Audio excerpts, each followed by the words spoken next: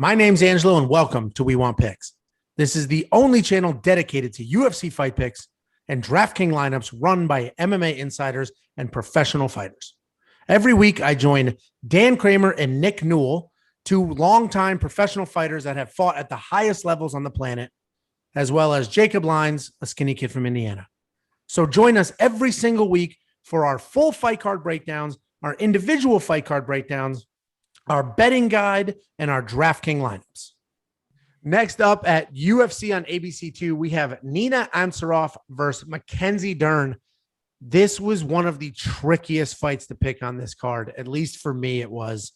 Mackenzie Dern, world-class grappler, phenomenal grappler. I've been super hard on her in the past. First of all, her accent is one of the most ridiculous things you'll ever hear in your entire life. She's as American as you can be. A Brazilian father, but she's American, grew up in America, has a ridiculous Portuguese accent. With that being said, her grappling is phenomenal, but her first few UFC fights, she looked awful. Her takedowns were terrible, but her grappling was so good it didn't matter. But lately, her striking has looked good. She started to put it together. Like, she's a genuine mixed martial artist now, and she looks really good, and she's improved really well. Nina Ansaroff has always been very good, a legitimate veteran, puts in the time, has had some wars with some really good people and won a lot of them. This is a tough fight. I'm going to go to you first, Dan. Nina is an American top team staple. She's been there forever. What are your thoughts as a fellow American top team staple? Yeah, she's ATT, so I'm picking her. But yeah, I think she's going to win this fight. I think a lot of what you said about Dern is right. Her last fight against Jandiroba, her striking looked, much improved. A lot of power shots, looked more fluent with her movements. She does drop her hands a bit. So that's, you got to watch that because Nina's a good striker and she'll piece you up. Good body kicks, but, her takedowns, which really I think are the only path to winning this fight, I just don't think they're that good yet. She's working on them, but, I just don't think they're going to be what it takes to beat Nina. So, and then you look at Nina, so she's got a deceptive record. So it's 10-6, but she's 4-1 since 2017. She trains at ATT, the best gym in the world. Her wife is Amanda Nunes, so she's got training on her mind 24/7.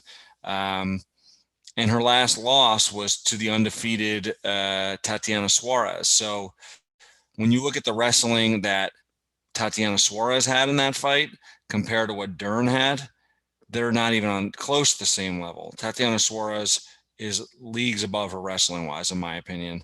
And she got takedowns, but she worked very hard for them. Going into that fight, Suarez was averaging almost 8 takedowns a fight.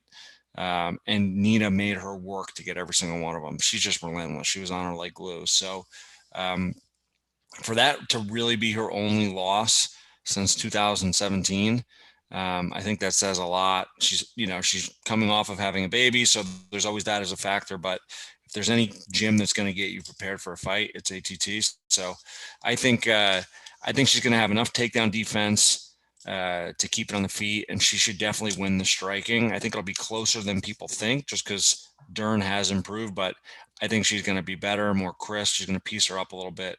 And honestly, the more Dern shoots, I think that's in Nina's favor, because I think she's going to get tired. I think she's, no matter what, even if she gets takedowns, she's going to have to work very, very hard for them. And the more she does that, she's going to get pieced up on the feet.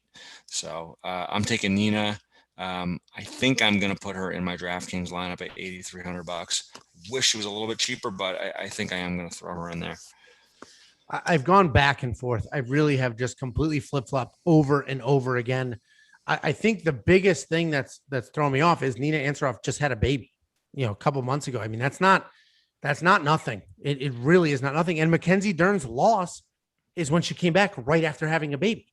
So not that matters per se, but that is not nothing. All of us except poor Jacob have wives and children, and we know how ridiculously stressful and hard that is. I mean, just being in a house with a baby sucks, let alone just having one. So it is tricky. That I go back and forth nonstop. So Nick, what are your thoughts here? You've got 2 kids, one of which a little younger. What are your thoughts here? If immediately, a couple months later, it's like, all right, full training camp, let's get this done. Even though you Congrats on the kids. You did try to do that, but your fight was canceled. What are your thoughts here? How do you see this going? I am tired all the time because of my children, and I love them. And my wife definitely, like, with my business and fight career and stuff. So my wife carries the brunt of the weight with that. And right there you have two fighters. They're both fighters, Amanda and Nina. So like, I don't know how the rule go with who does what. Amanda's pretty successful. She probably could get a pretty good babysitter,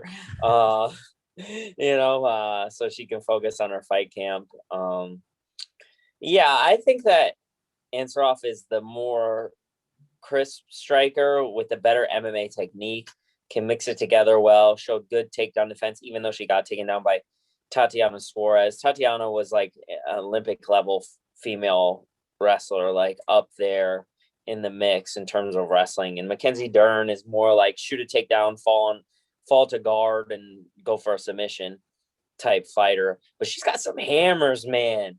Mackenzie Dern can hit hard. Like, a lot of people think that she's just a grappler, but she's got some serious power, and she does not care. She will run forward and throw hooks. And like, sometimes that's hard to deal with when you're like a good striker. I'm sure Ansaroff has a lot of good partners to train with that are more technical than anything. And then you fight with all these technical people, and then you have someone that's like kind of wild, running at you, throwing things from different angles that you're not really used to seeing. And I think that might be something that's kind of keeping me away from putting Ansaroff in my lineup. I will pick her to win. I think Mackenzie Dern is very, very good fighter. But I don't think she has the takedown. And I think even off her back, Ansaroff is like smart enough to separate from guard or land ground and pound and get out when things get tricky. Yeah, I mean, Newell, that's a great point. Actually, you're scaring me. I mean, I'm going to stick with my pick, but you got me a little nervous because I'm having flashbacks now to fighting Jeff Nader the second time, where he throws those. He's a very good striker, but unorthodox, athletic hooks. And I was trying to throw straight technical stuff, and he was just catching me left and right. And I had to resort to wrestling for the first time in a while to win that fight. But when guys or girls are good at throwing those loopy, weird power shots, it's hard to get looks like that in the gym consistently, especially if you're fighting with good technical fighters all the time. So that's a good call out, style wise. Yeah, it's going to be an interesting one. Jacob, what are your thoughts here? I know you and I have watched Mackenzie Dern fights together and have been equally frustrated at times. So what are your thoughts here? How do you see this going?